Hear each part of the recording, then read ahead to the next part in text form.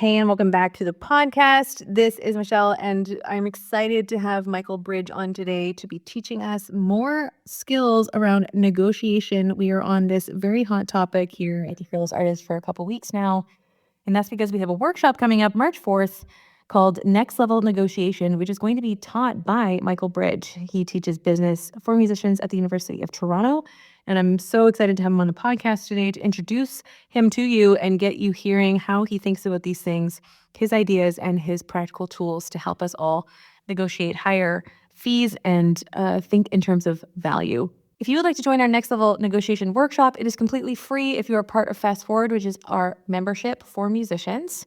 Every single month, we have group coaching calls as a community, and we also have a Slack channel that goes 24/7 in between, where you get to ask all your questions, give feedback, get accountability and support. We also have co-working sessions where people will go on Zoom, mute, and get to work distraction-free. There's tons of people posting in there asking about first drafts of their websites or pitches or asking how to navigate difficult situations we face as freelancers. There's over 60 musicians, so it's a great place to network and get connected. If that sounds like something you want, then you also get free access to the Next Level Negotiation workshop. So all you have to do is send us a message, say Fast Forward on Instagram, and we'll get you the details. If you're not part of Fast Forward and you still want to come to the workshop, tickets are just 37 euros, and you can sign up by sending us a message, Next Level Negotiation. We'll see you. Enjoy the episode, and remember, you deserve to earn a living as a musician. We are thriving, not starving artists. Hi there, and welcome to the Fearless Artist Podcast, where we empower classical musicians to build their own thriving careers. I'm your host, Michelle Lynne, and together with Deanna Petre, we teach artists to conquer the entrepreneurial side of their careers and create the futures they want.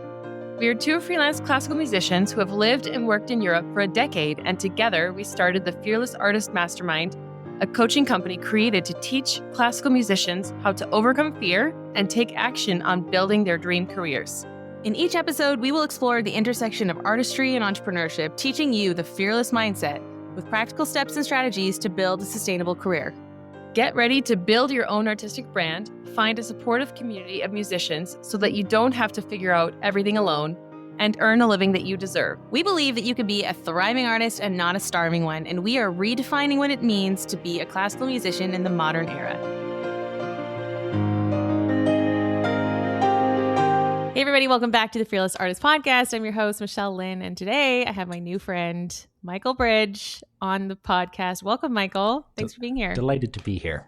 Across the ocean. Yes, absolutely, but a fellow Canadian, so I'm very thrilled to, I've heard about you for a few years now, but I'm happy to be connected now at this point, and to have you on today to talk about you and your work, and that you are going to be our guest teacher at our upcoming workshop, Next Level Negotiation, which is on March 4th, but we'll get to that later. For now, would you mind introducing yourself for everyone listening today? Sure. Well, I'm an accordionist. I'll start with that. That's probably an unusual opening line on this podcast. I'm a classical accordionist. I have had another one. Oh, you have? I had one other one. Yeah, Gennady. Yeah. Oh, he's in yeah. Vienna. Yeah. Sorry, Austria. Yeah. I know him too. Oh, okay. I'm sure. It's a fairly small world. Small world. Yeah. Okay. Anyways, right now I'm in the accordion room at the University of Toronto, which is where There's I did an accordion room. There is. Wow. Things you didn't know. Okay. And I did my undergrad, master's, and DMA here at U of T because at the time it was the one of one choice in North America, actually. No way. Really? Where you could study accordion classically. Now there are two more programs that have popped up in Canada, still none in the USA. And of course, there's tons in most European capitals. But a classical accordion has been growing and is continuing to grow in North America, and more arts organizations are kind of finding out about it, that it's amazing as a folk instrument, but it can do so much more. Wow. That's amazing. Why do you think Toronto was the only school that had accordion? That's 100% due to my professor, Joseph Macciarolo, who started this program in 1972. So it just passed 50 years. Cool. He got this going, and he was our pioneer of classical accordion in many ways. in Canada, commissioning, Oh, that's fantastic. getting people to think in that way. So I owe him a great debt of gratitude for, paving the way, or at least clearing a path through the woods, where I don't think we have a paved highway towards a career I think we yet. call it bushwhacking, Yes. as to use a Canadian term. Yes. Which is to maybe tied in with where we might be going. That's partly why I have always had to figure things out from a business perspective, because yes, he opened some doors, but there is not a standard career path as a classical accordionist. It's not, or a musician for that matter. Yeah, absolutely. But I was even weirder. So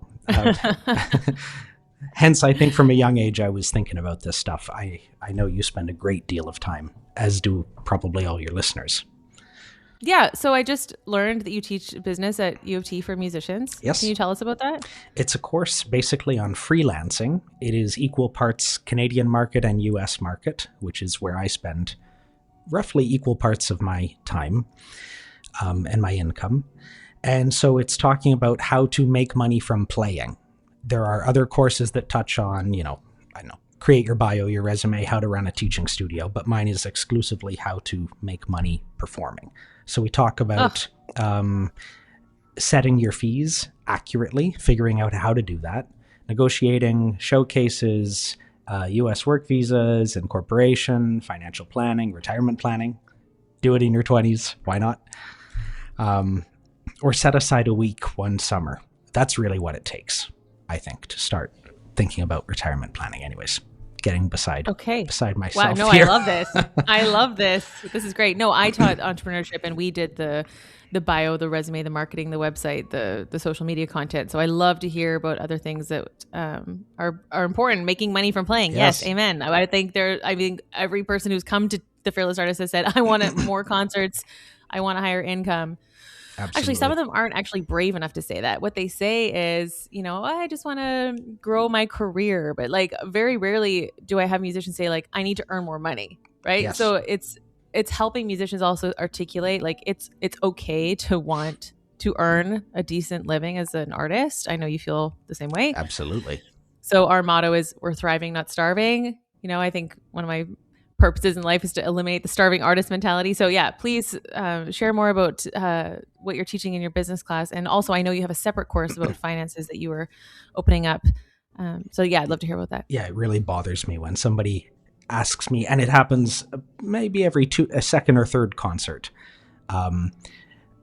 So are you able to like make enough from this to, like they never actually ask, do you make 100K or not? Like I would prefer that somebody, basically comes out and says it. How much do you make? And without being rude about it or too abrupt, I think it's actually super, super important. I'm sure you're on the same page to talk about that a lot.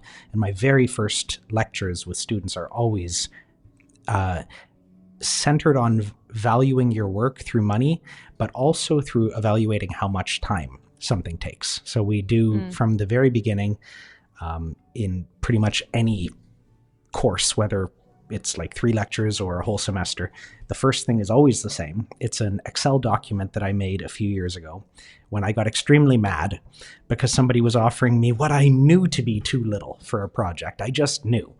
But how do you prove that? Or how do you really come back? So I, item by item, wrote down like, okay, how many hours will I spend emailing, texting, phoning, bookkeeping? Okay, how much time planning the travel? How much time practicing? How much time finding meals while on the road? Do I need a fund for instrument maintenance, for a new iPad and iPad clip and, the pedals, they break all the time. Like everything adds up. So to really itemize it, I came up with this chart that's maybe 40 lines long and you put in how many hours you think you will spend on each part of actually delivering a concert.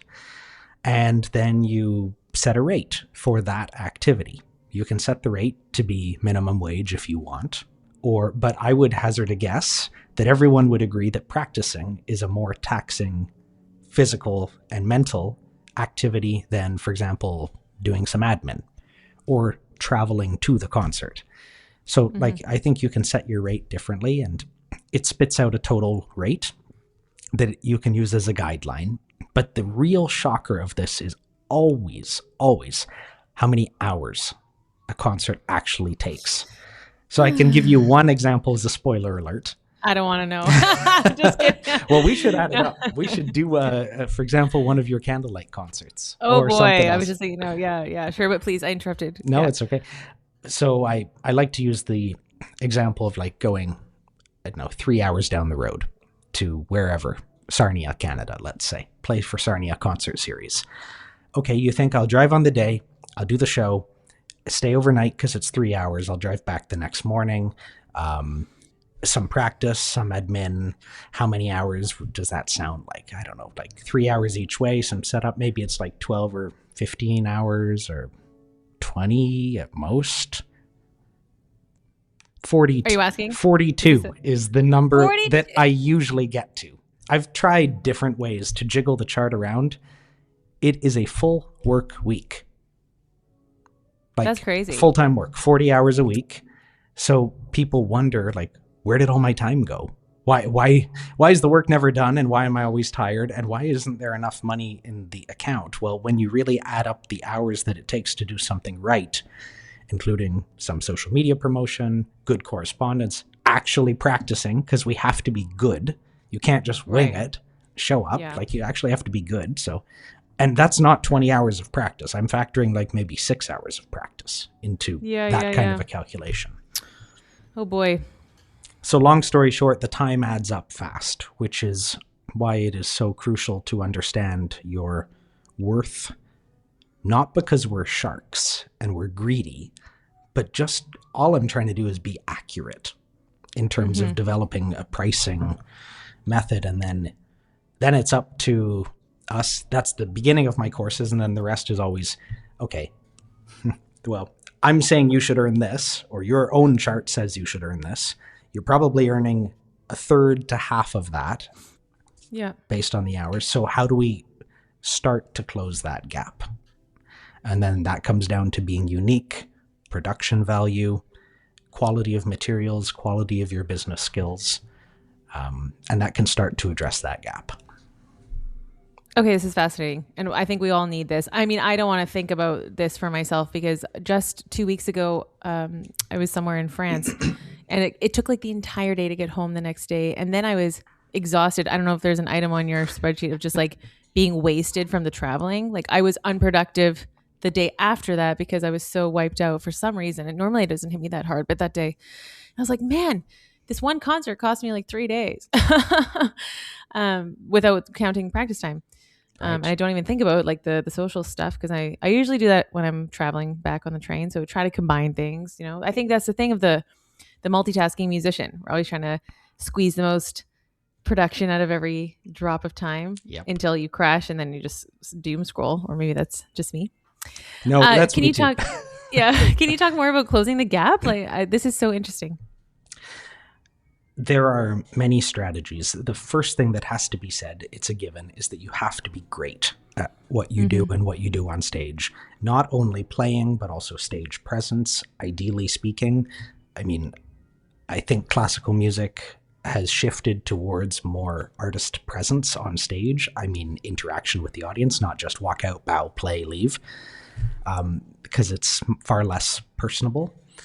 So, but anyways, you have to be really great.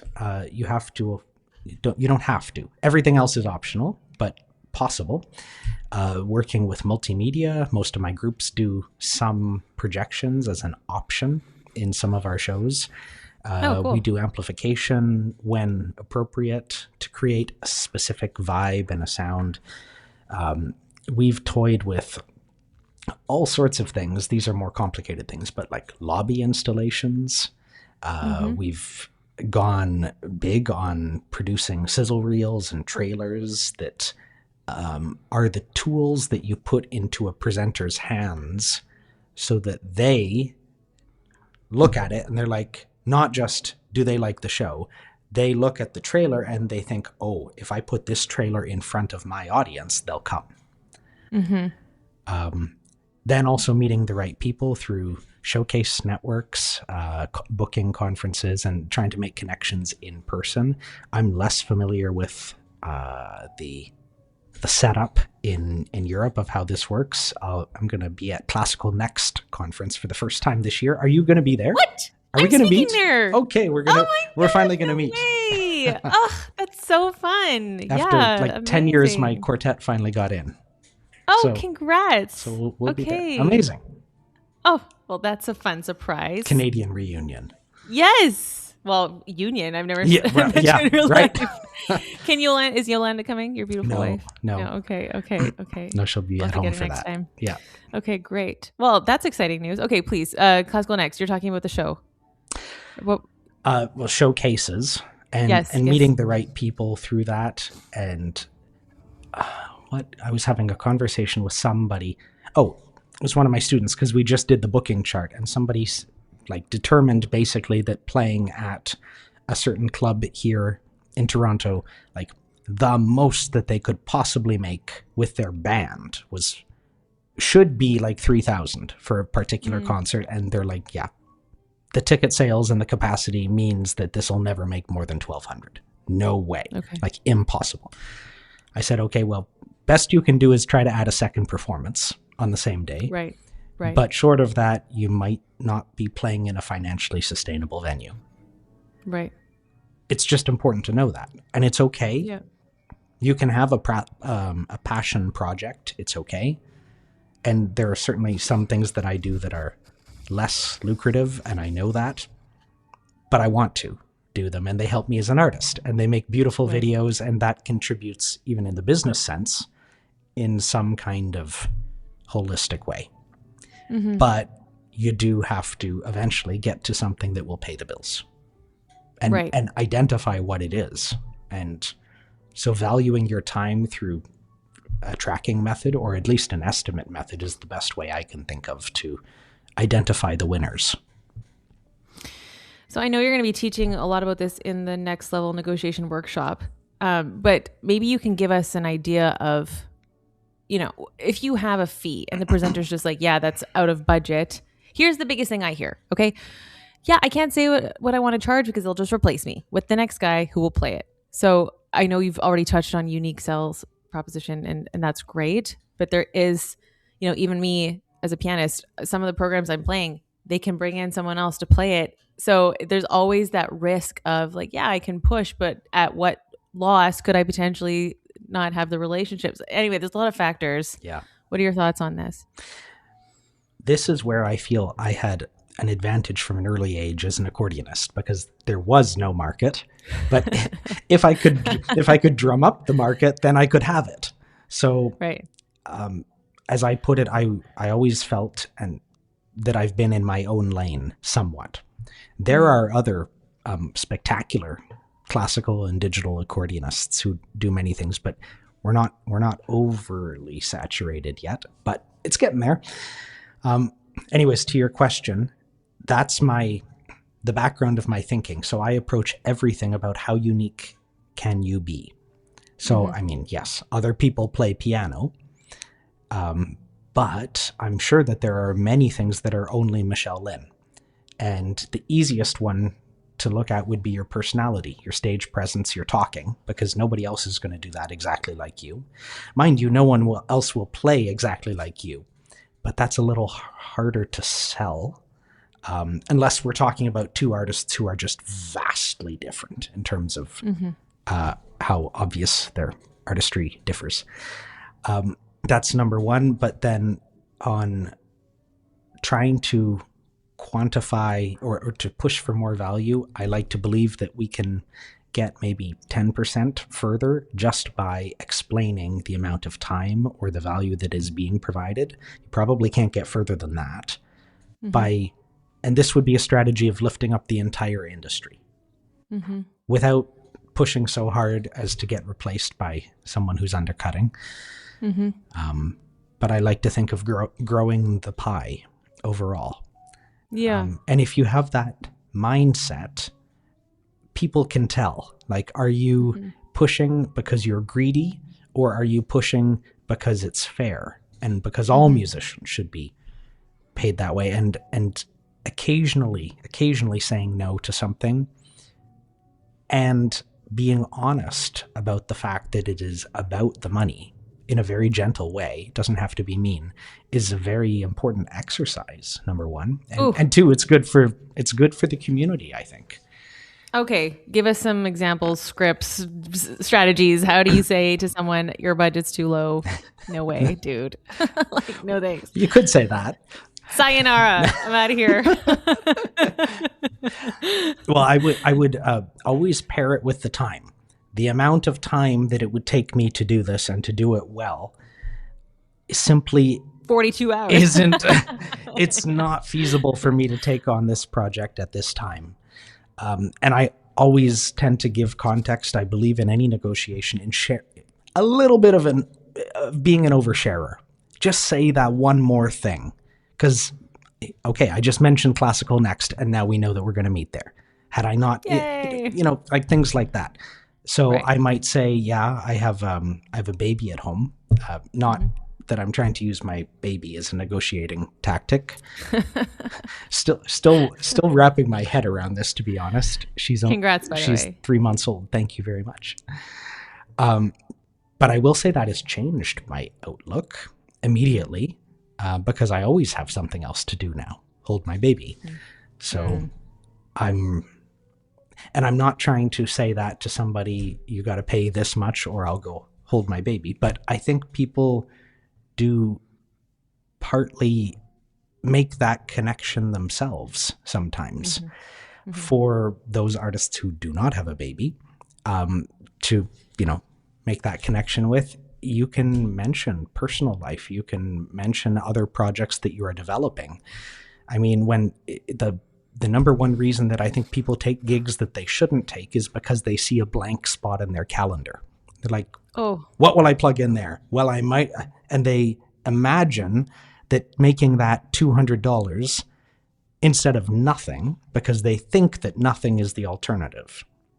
And therefore they say, okay, I'll go for that. But that's not true. That's a false assumption. If you had those 2 days open and made $0, you could spend that time on career development, filming the really good trailer that you've needed for the past 5 years, taking a course, networking, scheduling all day of Zoom meetings, or taking some time off, or researching really great rep, or writing scripts, because our talking really needs to be good on stage. I fought it for so many years. I said, I don't want to script it. I'm confident speaking on stage, been doing it since I was 12. No, script it. Don't read your notes, but go through the work of having done the scripting, and you'll just speak so much better. It's probably my number one advice to classical musicians. Anyways, I feel like I'm firing in all directions a little bit. You're preaching here. Up a storm. I am like, woo, like just keep the fire going. This is amazing. I'm feeling convicted because I wing my speeches for Candlelight every single time. So maybe I should plan them. Now you have a lot of practice doing the same ones probably, right? Well, ish. I have like 20 different programs, so I kind of just tell stories or like I'll tell jokes. And I'm also doing it in like multiple languages, and I still kind of am mixing up my word order sometimes. But wow. Yeah, I could probably script them. That's a great piece of advice. Thank you. It takes time, and you won't necessarily be paid more immediately for it. Yeah. In fact, like, I know you won't, but it might lead to more work of a different type. Right. You never know who's in the audience. It's just overall professionalism.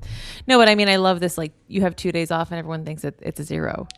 It's not. Yeah. It can be highly lucrative in terms of investment.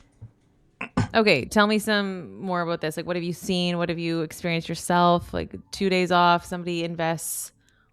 Do you have an example that comes to mind? Let me give you one that my duo partner, Cornel Wolak, pointed out. And he pointed this out mid-lecture when we were giving a duo lecture. I had no idea this was coming, and he just said it, and I thought it was brilliant. He said, think of doing a 4-year undergraduate degree. Okay, semester goes from September till Christmas, and then January till April. And then there's 4 months in the summer that are off. At least in North America, we have a 4-month summer. So 4 months times 3 summers during your degree there is a shadow year during an undergraduate in music. Mm-hmm. You have a whole bonus year that because I know when you're studying, practicing for everything, you're very, very busy. School can and should be overwhelming in many ways. Some people also hold down jobs or play. Do it. But in that summertime, to figure out a structure for that time, like imagine how far you could get now with a year of bonus time. Like imagine you, Michelle, took a sabbatical of 1 year and only focused on your business or finding repertoire or practicing. I say it to myself as well. I was not nearly so structured with my time as a young 20-something-year-old. But anyways, just to make the point that there's shadow time lurking there that an undergraduate can use. You could dedicate the whole first summer to finding the repertoire that you're going to want to play for years, like your iconic pieces. Develop the second summer, dedicate the second summer to scripting concert programs, putting together materials, filming demos, and the third one to networking all summer. Mm-hmm. I mean, you could get really far with that. Yeah, this is brilliant. Okay, so for those of us who aren't doing an undergrad and have this year of bonus time, what we like to do is offer these incredible workshops at the Fearless Artist where we bring in experts to come and teach our membership and mastermind. So Michael, as our guest expert, what will you be sharing with us at Next Level Negotiation on March 4th, everybody? March 4th. Coming up. Yeah. We're going to do one of my favorite things. The central component will be a couple of negotiation scenarios. So we're going to we'll do this all on Zoom. It'll work. Michelle will make it work. We've already talked about it. We have talked about it. We're going to split the group into half of the people will be artists, half will be presenters. The presenters will take in a breakout room and we'll give you a little context. What the budget is of the concert series that you supposedly run, what you're looking for, et cetera, things that you cannot do, things that you would like to do, a list of things. And then we'll pair everybody up in duo pairs, send you off for 5-6 minutes to negotiate a contract. Artists just be themselves. And then we'll see how everybody did. Spoiler alert, every scenario will have a secret key to unlock. Oh my gosh, this is so fun. I didn't know this. I love it. And I will not divulge that. Okay, great. Well, you're going to everybody has to come to the workshop to find out what this is. No, I think we don't have, when I went to school, we didn't have anything about negotiation. I don't know. You must be teaching it now in your business class, and I was teaching it in my entrepreneurship classes. So the next generation is a little bit better set up. But I think the best thing about negotiating is practicing. So I love that you are going to be leading us through these exercises. Is there anything else that you're going to be sharing in this workshop? I have a list of roughly 10, I'm going to call them rules, that I've developed over time. Not 10 because that's approximately how many there are. I didn't aim for a certain number. Things like kind of peculiarities or quirky ones. I'll give you one. I believe strongly that the expenses paid for you should not exceed the artist fee paid to you. Mm-hmm. So for example, if a festival is going to bring you from Europe to the US and they're going to pay flight, hotel, everything, okay, that's probably $1,500 at least. And then if they're offering you a $300 artist fee, and I know people who have been happy with that. Wow, I get it's a free flight, right? Yeah, all the way to the US. I can build a tour. Thank goodness they're paying my whole travel. But all we're doing then is funneling a bunch of money into the travel industry. And trust me, in every case that I've heard of this happening, the festivals really did have the budget to pay more. So it's just like these little red flag kind of rules. One thing that I strongly also believe that I'll try to convey, and we'll go through a list of these, is that you can always come back to some part of a conversation. People think, I agreed, or somebody got me on the phone and I stupidly said, yes, I'm available on May whatever. Now, how do I March back 4th out? to teacher workshop. Just kidding. And then Michelle told me how little it pays. Yeah. No, I'm kidding. Just kidding. But, like some people will hit that. And some people who are good, experienced negotiators, including, I will say, a lot of senior professors at various institutions, I've known it to happen. It's happened to me where somebody will ask you, hey, are you available on March 30th? Actually, we were gonna have some fun with this. So maybe rather than just explaining it, we should actually do a demo here. I'm ready. I stole your line. I'm in. Okay. So maybe you maybe I'll be the artist and you can be a presenter, and then we'll do another one and flip. Okay, so this is for a concert, right? Yeah. So let's do the one I just mentioned. Let's pretend that you're... I need my glasses. Where are my glasses? Okay. Hi, Michael. We've seen you on Facebook, and we're just so thrilled to have. What do you call yourself? An accordion person? Accordionist. Accordionist. We were just wondering if you could come play for our series. Just maybe you'd be free March 30th. We just have a small budget, but our donors are just so faithful, so we just wanted to thank them with a nice concert with a nice young man like you. Oh, thank you so much for your interest. I'm really happy that you're interested. So the first thing that I ask, so who are we expecting to be there? And can you kind of paint a picture? Because I play, you may know, acoustic accordion and digital accordion. I'm justifying why right now. And I'd like to see which one is a better match. Okay, so we have a small church of around 60 people, and we can expect anywhere between 45 to 60 people to come. Where is it, by the way? In Timbit, Canada.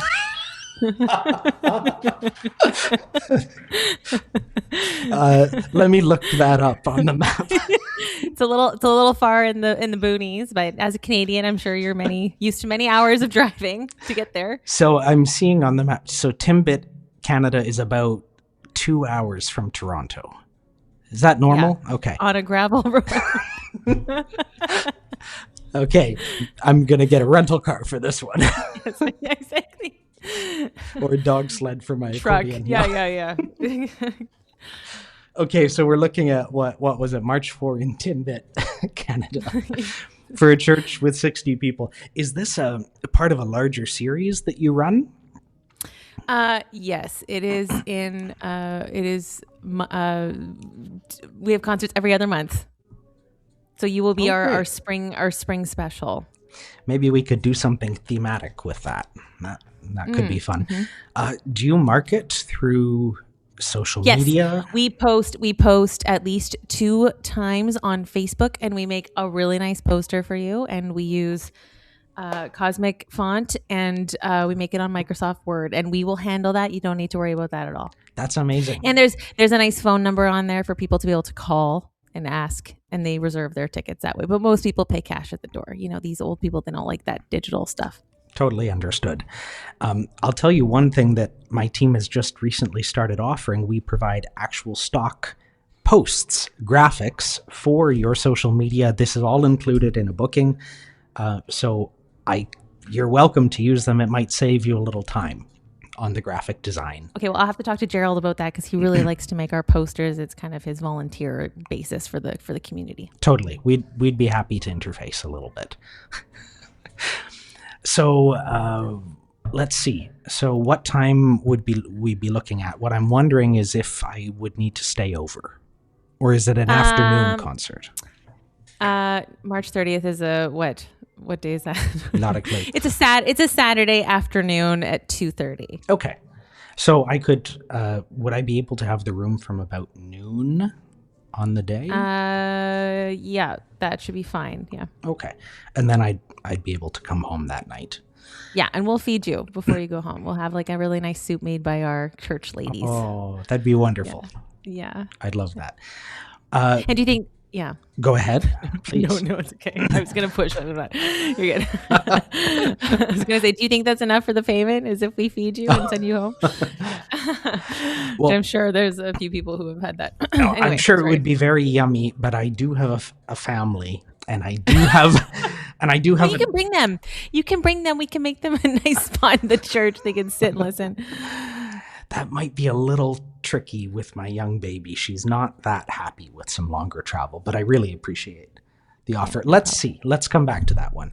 Okay. This is great. Could I get back to you, because I am in the process of just finishing off the planning of a European tour that's going to be, I think I'll be back by March 28th.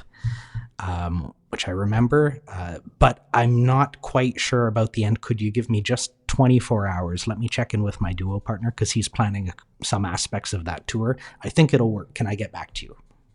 Yes, no problem. Could I write down your email, please? Oh, And we don't I'll do emails. And I'll take your phone number too. Yeah, my phone number. Okay, we can Yes. we can ignore the rest of the conversation. Okay, so that was it. Was that an in-person conversation or on the phone? I guess it was in person. Could be either way. Okay. I guess So- if I didn't have your number, I guess in person. I was about to give you the fee of $250, but I didn't even have the chance because you didn't even talk money. So tell me your strategy for that whole conversation. So, step one, give context to what I do. And I could have done a little more of that. Explained what is digital accordion, why does it sound amazing, why will everybody love it, and just even talk about the instrument. I could have done more of that. Then step two was to, I think you maybe asked me earlier on how much would I charge.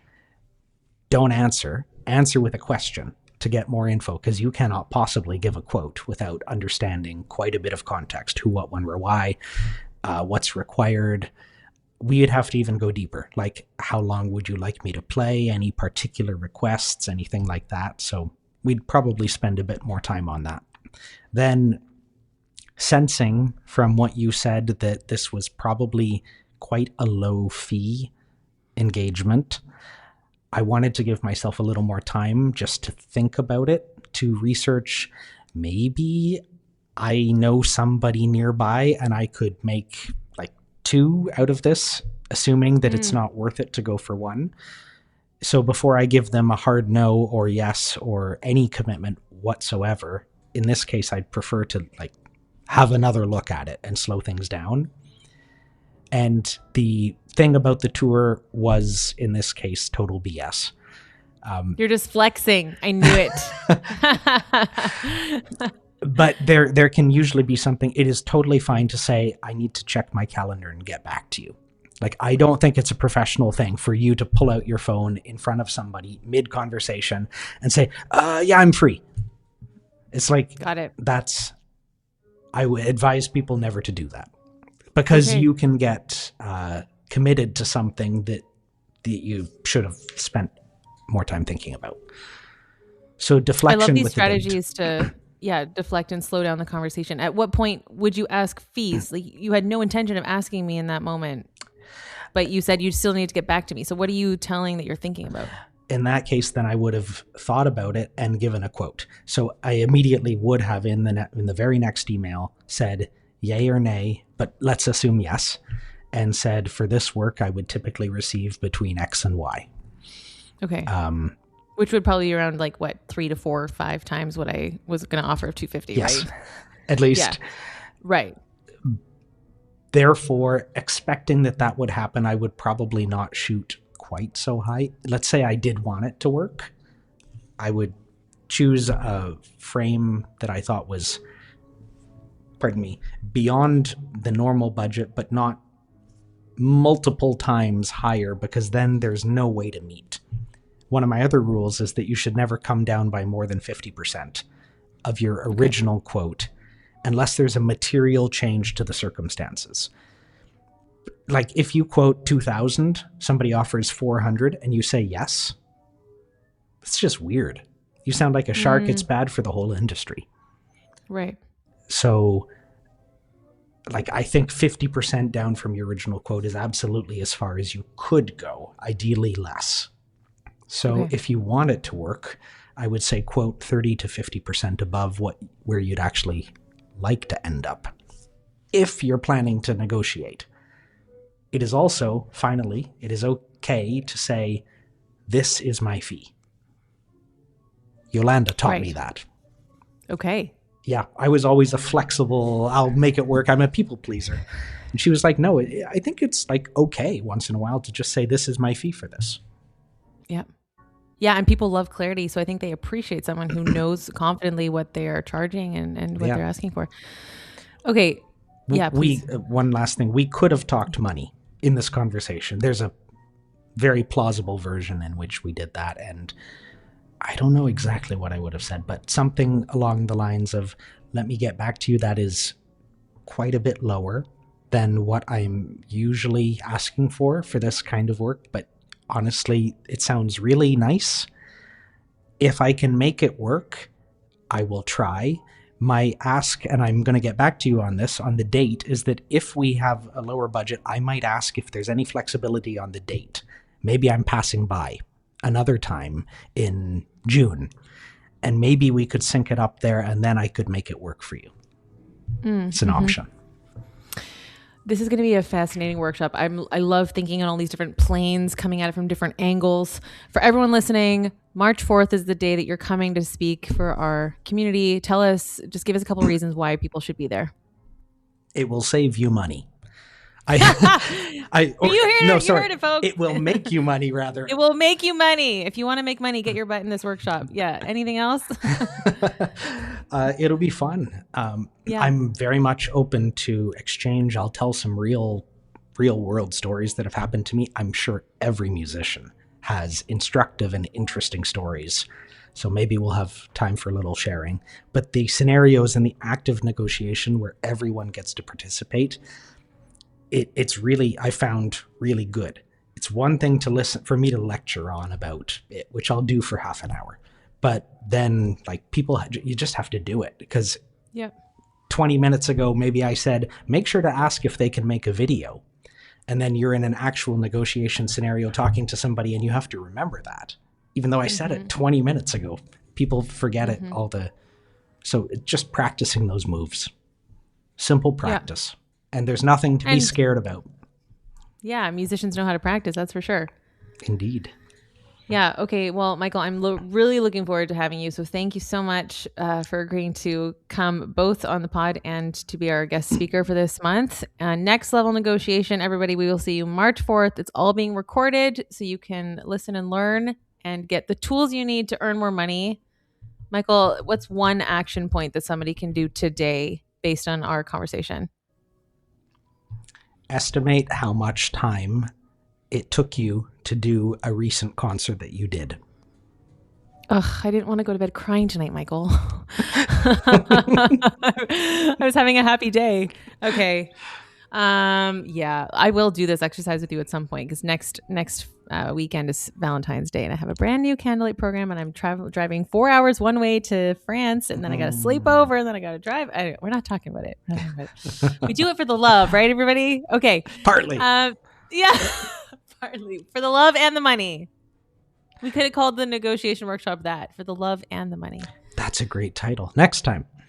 Thank you to you for growing such an amazing community and really trying to, in a caring way, help musicians to be able to do the thing that we all want to do, which is make money through performance. It's super valuable.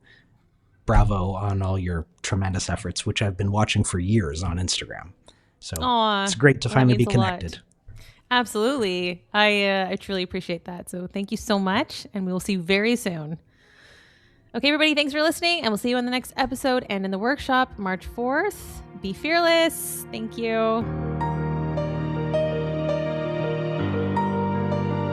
Thank you for listening to the Fearless Artist Podcast. If you found today's episode inspiring, hit that subscribe button, and don't forget to share this podcast with a friend. To join our membership or one of our coaching programs, visit our website at thefearlessartistmastermind.com. This episode was produced by Pokey Huang at PH Media Studios in New York City. We're Deanna and Michelle, encouraging you to create your own opportunities and to go after what you want. You have what it takes to build the career of your dreams. Until next time, be fearless.